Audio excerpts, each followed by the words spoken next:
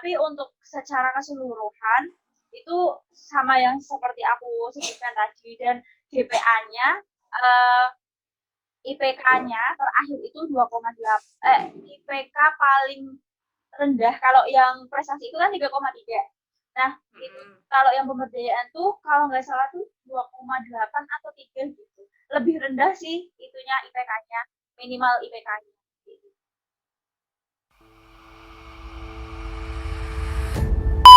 Oke.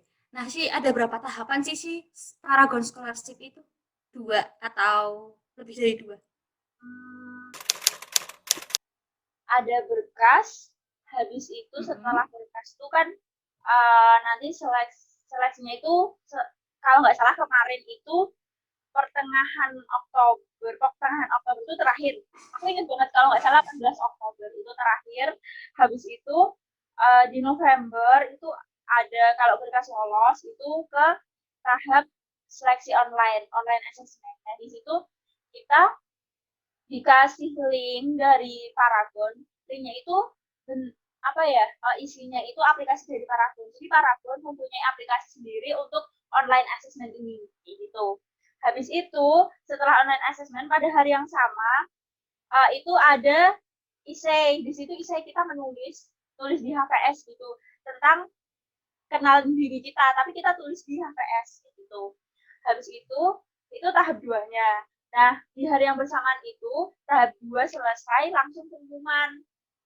Terus siangnya, kalau nggak salah mulai habis zuhur itu, mulai jadwal wawancara gitu. Jadi emang dalam satu hari itu tahap 2 dan 3 selesai.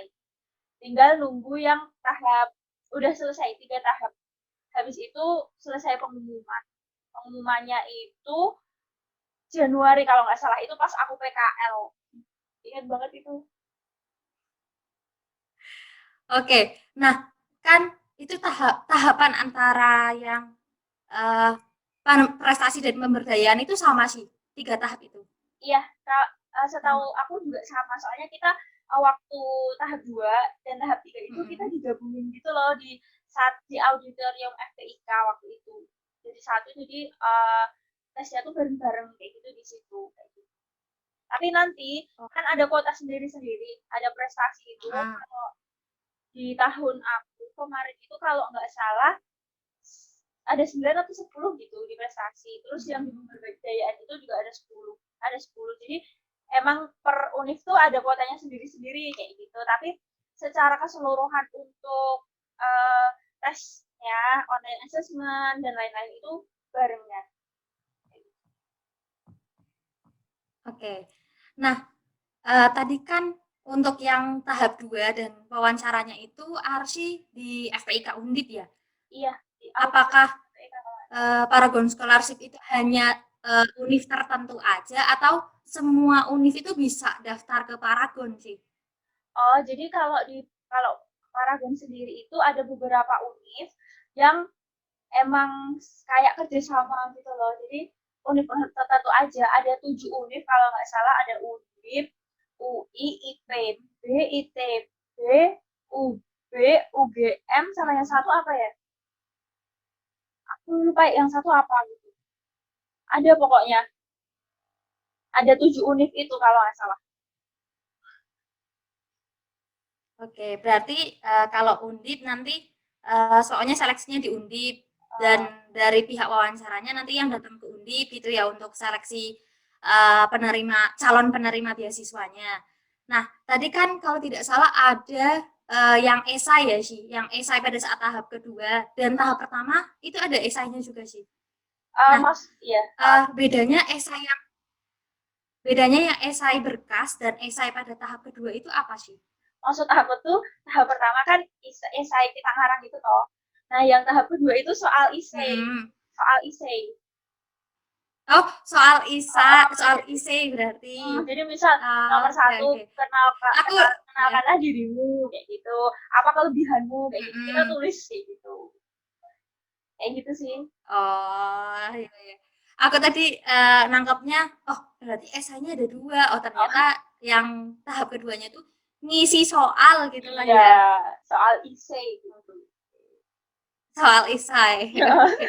Terus Kira-kira nih sih, tadi kan ada esai ya di tahap pertama. Hmm. Tips dan trik buat esainya itu kayak gimana sih? Kan biasanya teman-teman itu masih bingung ya. Ini aku harus mengisi esainya itu seperti apa? Apakah aku harus membanggakan diri di esai tersebut atau hanya ya udah ceritain aja apa kehidupan diri sendiri ini ke dalam esai tersebut. Gimana sih tips dan triknya dari Arsi?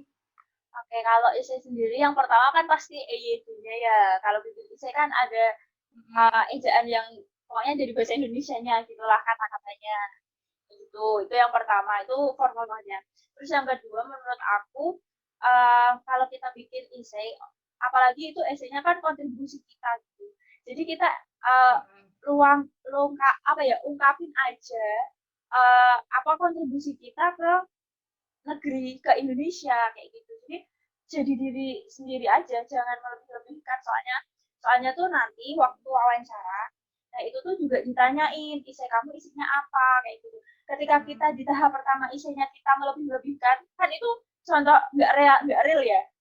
Nah, otomatis kan kita bisa lupa kayak gitu. Tapi kalau misal itu isinya emang diri kita Tentang semuanya, diri oh, ya. oh, jadi ntar bisa ingat, oh berarti ini kan bisa dilihat, oh ini berarti orangnya konsisten. Emang ini benar di isinya itu emang ngungkapin diri kita sendiri. Kayak gitu. Kalau kata aku sih, kayak kita bikin buku diary aja. Jadi, oh aku tuh udah ini, udah ini, udah ini, kayak gitu. Aku juga cuman ya aku ngungkapin apa kontribusiku aja walaupun baru dikit ya pasti banyak lah yang udah lebih lah banyak banget yang udah lebih dari aku tapi emang aku jadi diri aku sendiri aja di situ kayak gitu itu aja sih Yes. sama kata-katanya saya kan emang merujuknya ke bahasa Indonesia jadi emang kata-katanya aja gimana jangan pakai kata-kata gaul atau apa bahasa gaul itu kayak gitu pokoknya itulah dua itu sih kalau yang aku pegang untuk bikin essay itu kayak gitu. Oke, nah esainya itu harus ngikutin ini enggak sih? Kan esai biasanya ada pendahuluan, isi, penutup kayak gitu kan. Terus biasanya kan kalau esai karya ilmiah itu kan ada yang namanya nanti pustaka, bahkan ada yang ngutip dari orang kutipan buku atau jurnal kayak gitu enggak? Apa ya udah kita ceritain aja tentang diri kita atau nanti bisa ngutip salah satu kata-kata motivasi kayak gitu sih. Kalau aku kemarin kayak sebenarnya nggak di seingatku tuh nggak ada pendahuluan isi penutup kayak gitu tuh nggak ada spesies apa ya kayak part-partnya sendiri tuh nggak ada jadi emang jadi satu isi kayak gitu nah tapi pendahuluannya aku kemarin kalau nggak salah tuh juga kutip kata-kata motivasi dari salah satu motivator tak masukin ke situ tapi tetap harus ada ini kata siapa gitu untuk pendahuluan aja sih kalau keseluruhannya yang isinya pertama isinya itu dari kata-kata aku sendiri aku nulis sendiri gimana aku kayak gitu Hmm. kayak gitu sih. Oke. Nah, itu teman-teman buat tips dan trik teman-teman menulis esai untuk daftar ke Paragon Scholarship. Nah, tadi kan Arsi kan waktu tahap 2 tahap 3-nya itu dikumpulkan ya sih di Undip, di FPIK. Nah, kira-kira tadi udah disebutkan kuotanya per univ itu sekian-sekian. Kira-kira nih sih bakalan kuota tersebut itu bakalan naik atau malah tetap aja segitu terus sampai tahun-tahun berikutnya gitu. Kalau masalah kuota aku nggak tahu pasti ya Jen. Soalnya kan aku nggak ngobrol langsung sama Paragon masalah kuota. Tapi setahu aku tuh kalau kemarin-kemarin itu dari tahun ke tahun itu tuh kuotanya yang prestasi tuh 9 sampai 10 orang itu per unit. Terus yang pemberdayaan juga 9 sampai 10 orang. Tapi nanti kedepannya kan juga ada kuota tambahan atau kuotanya dikurangi yaitu kalau itu aku kurang tahu. Itu dari pihak Paragonnya sih yang menentukan ya biasanya. Oke, siap. Pokoknya daftar aja lah gitu ya sih. Entah Iya, itu lolos coba atau aja enggak ya daftar aja. di belakang gitu. Oke. Nah, tadi kan tahap 2 itu ada tes psikotes ya sih. Hmm. Tes psikotesnya berarti kan ngerjainnya di online ya, laptop. Ya Uh, komputer di sana atau kita pakai HP gitu. jadi waktu tahap 2 itu kita harus punya HP. HP Hmm. HP pokoknya sebelum tahap 2 itu diberitahu ini tuh aplikasinya tuh ukurannya berapa MB kayak gitu. Jadi emang kita harus mengosongkan memori segitu kayak gitu. Kalau bisa sebelum sebelum tes itu udah di-download dulu dari kos atau dari rumah kayak gitu. Jadi nanti di sana tinggal kita buka aja, nunggu instruksi dari sana kan, suruh buka kayak gitu, kita tinggal buka. Jadi pakai HP pribadi kita sendiri. Kalaupun misal di sana tiba-tiba ada kendala, kan harus sebenarnya di Udip kan ada wifi ya, tapi kan itu kan baru pastinya kadang lemot dong. Nah, kita harus ada paketan sendiri juga buat jaga-jaga kayak gitu. Terus kalaupun tiba-tiba di tengah tes itu ada kendala yang waktu awal HP-nya bisa tapi ternyata di sana nggak bisa, atau tiba-tiba nggak ada kuota lupa beli atau gimana, tapi itu nanti kalau waktu aku kemarin tuh ada yang kayak gitu, terus dipinjemin HP sama yang dari pihak paragonnya kayak gitu. Tapi juga pasti nggak banyak yang ada kendala-kendala kayak gitu kan, pasti kita udah mempersiapkan dulu kan buat ke tesnya itu kayak gitu sih, Cak. Oke. Nah, itu kan tesnya tes online gitu ya sih. Pasti kan kalau kita gugup, pasti ntar tiba-tiba aja pasti ada kendala kayak tiba-tiba sinyalnya kayak ginilah, ini kayak ginilah. Nah, tips dan trik dari Arsy nih biar kita itu tetap tenang saat tahap 2 tes psikotes itu kayak gimana sih? Biasanya kan kita meskipun udah siap terus kemudian tiba-tiba di sana pas mau masuk, aduh aku deg-degan gimana ya ini, aduh kayak gitu. Tips dan triknya biar tetap tenang, fokus, itu gimana sih? Gimana ya? Jadi ini dari aku sendiri ya, kalau aku pribadi gitu. Yang pertama, kalau misal kita mau tes ujian kayak gitu kan pasti gugup, panik mah biasa ya. Iya. Kan gimana kita mengendalikan diri kita. Kalau aku pertama pastinya berdoa lah. Berdoa.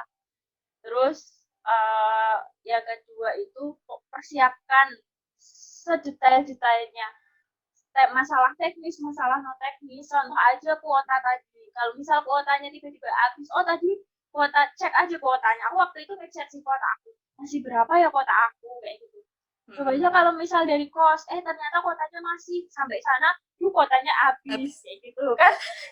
Itu juga bikin kita tambah panik kan. Terus habis itu tenang aja ngerjainnya di sana. Biasa kan kita juga banyak orang kan ya di sana. Fokus aja sama apa yang kita kerjakan, fokus sama HP kita. Gak usah lihat orang lain lah.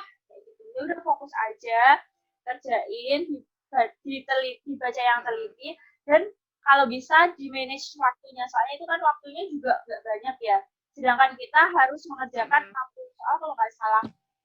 Nah di situ ya di pokoknya fokus aja ke layar HP kita, soalnya kan pakai Android kan ya, kayak gitu sih ya.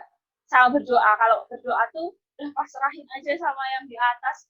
Kalau aku dulu juga udah pasrahin aja sama yang di atas dan nggak mau berharap lebih kan ya, soalnya kan juga udah mepet waktu awal itu. Terus kalau emang rezeki juga dikasih, kalau nggak rezeki ya berarti ada yang lebih membutuhkan, gitu aja. Oke, itu tadi tips dan trik ya buat menghadapi tes psikotes. Nah, dari Arsy sendiri nih, buat persiapan ke tes psikotes, Arsy ada kayak referensi buku buat dipelajarin untuk ke tahap tes psikotes itu enggak? Atau Arsy ya udah karena udah pernah tes psikotes ya udah paling ya isi-isinya itu aja kayak gitu.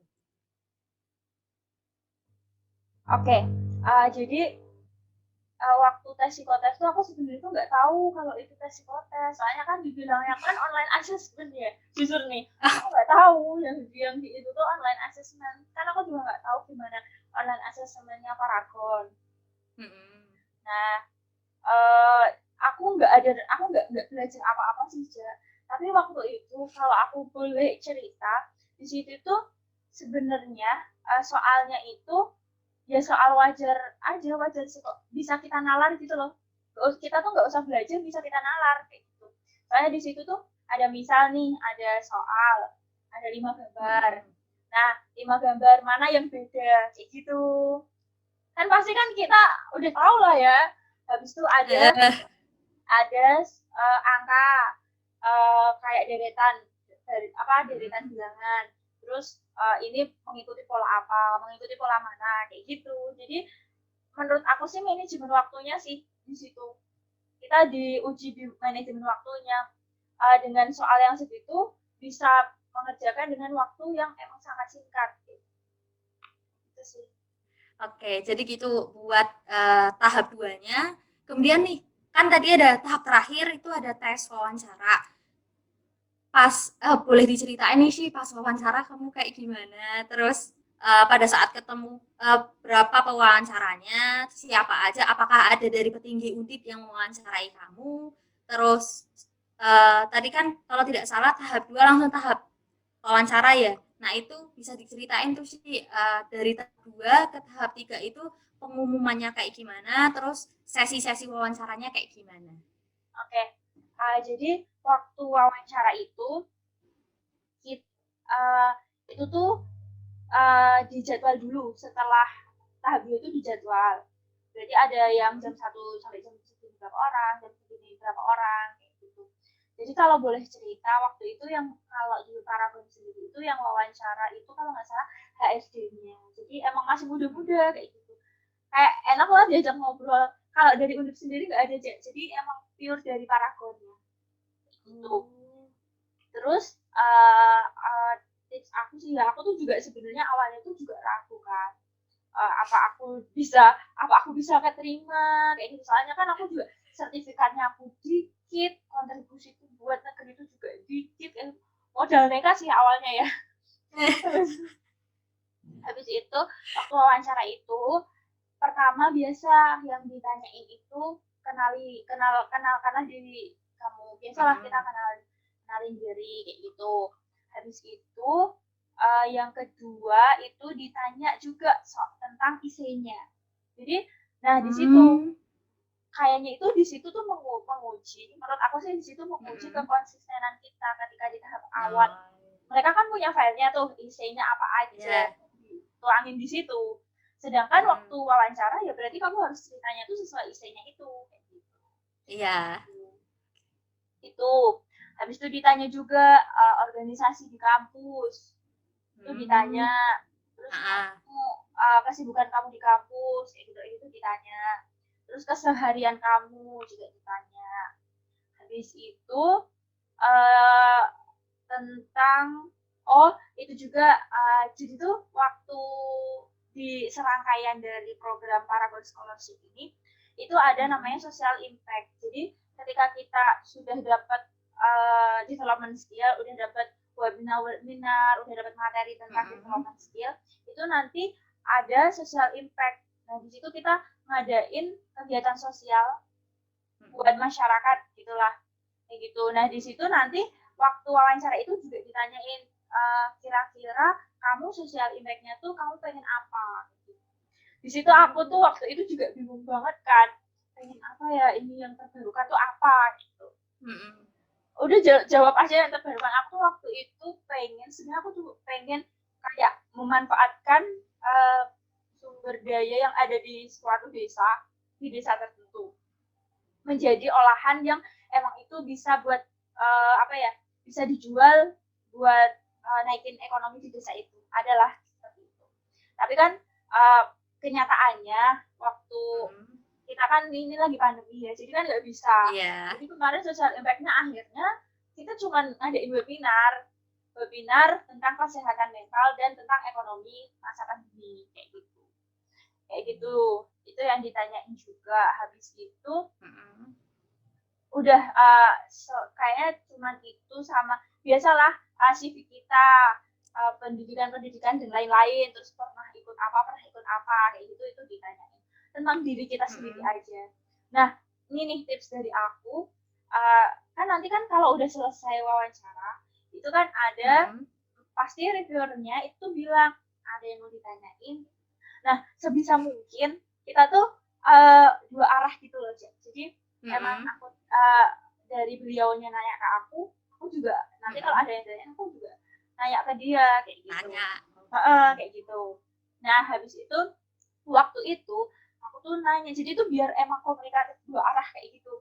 Aku tuh di situ Iya, nanya, aku di situ tuh nanya, gimana sih, pokoknya aku interest gitu sama sama Paragon, Paragon. gimana sih Iya. kerjanya di Paragon, terus ntar kalau misal aku dari lulusan statistik nih di Paragon tuh ntar jadi apa gitu. Jadi tuh kayak emang lah kita ngobrol tentang Paragon di situ gitu. Nah itu menurut aku juga bisa menunjukkan, oh ternyata kita tuh benar-benar sungguh-sungguh nih pengen ke Mm-mm. Paragon kayak gitu. Sebenarnya aku tuh juga nggak, soalnya tuh nggak tahu gitu Paragon itu apa kayak gitu. Nah waktu Eja cerita, oh ada Paragon Scholarship, aku langsung search itu, oh Paragon itu apa? Oh ternyata perusahaan, oh Wardah ternyata juga bagian dari Paragon. Nah itu aku baru tahu. Ini apa ya? Aku tertarik juga nih ke sini. Ya udah aku searching itu tentang produknya Paragon itu apa aja, terus juga aku juga sempet searching di situ tuh karirnya para guru apa aja kayak gitu, sempet di situ kayak gitu. Ya udah, intinya itu sih, komunikasi dua arah, jangan satu arah aja, jangan luar bertanya kita menjawab, tapi kita juga Mm-mm. bisa bertanya, saya kan kita juga dikasih kesempatan buat bertanya kayak gitu sih, kayak gitu. Oke, Dan jangan siap. kelihatan Nah, itu tegang sih. teman-teman tips dan itu kayaknya poin utama deh. Iya benar. Biar kita bisa lancar jawab gitu ya. Pokoknya sebisa mungkin sebelum wawancara itu berdoa dan ya minta restu kedua orang tua ya terutama Pasti. ya. Biar dilancarkan dan kita nggak apa ya nggak grogi nggak tegang dan aduh pokoknya nggak buyar gitulah pokoknya. Iya benar. Gitu. Nah, tadi kan berarti kan Arsy kan ditanyain beberapa pertanyaan ya sama pewawancaranya. Ada nggak sih pertanyaan yang benar-benar Arsy tidak bisa menjawab? Gimana cara kita menyampaikan gitu. Nah di situ poinnya sama, tadi kekonsistenan antara berkas dan wawancara itu apakah konsisten apakah